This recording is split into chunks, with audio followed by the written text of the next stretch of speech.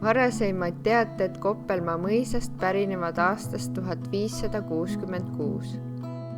Mõis oli esimesed 300 aastat rüütlimõis, peale mida muudeti see poolmõisaks. Koppelmaa nimetus tuleneb saksakeelsest sõnast Koppelmann, mis tähendab karjamaade ülevaatajat. Allikad viitavad sellele, et mõis spetsialiseeruski valdavalt karjapidamisele. Seda näitab ka kompleksi lautade rohkus.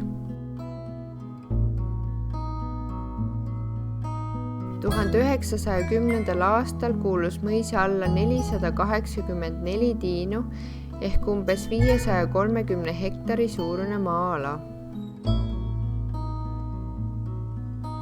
Härrastemaja on 18. ja 19. sajandi vahetusel ehitatud kahekorruseline paekivihoone, millel on hiljem juurde lisatud madalam tiib ilmselt teenijate jaoks.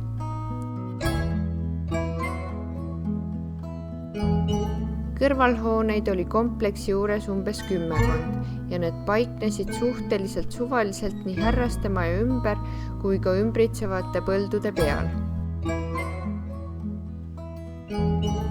2002. aasta fotolt on näha, et enamik hooneid olid tollal veel vähemalt osaliselt terved.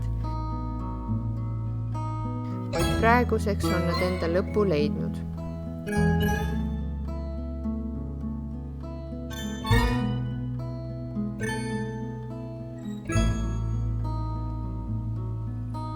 Varasemalt suundus kompleksi juurde ka põhjapoolne jõge ületav tee, kuid see on aastatega ajalukku hääbunud.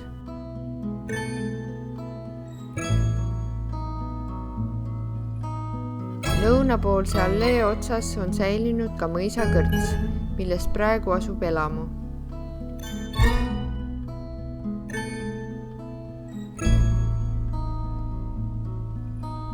Omanikke oli mõisal palju ja üks huvitavamaid neist oli 18. sajandi saksa kirjanik ja teatritegelane August von Kotzebue, kelle eestvedamisel rajati Tallinnasse Eesti esimene kutseline teater ehk Saksa teater, mille hoones asub praegu Draamateater.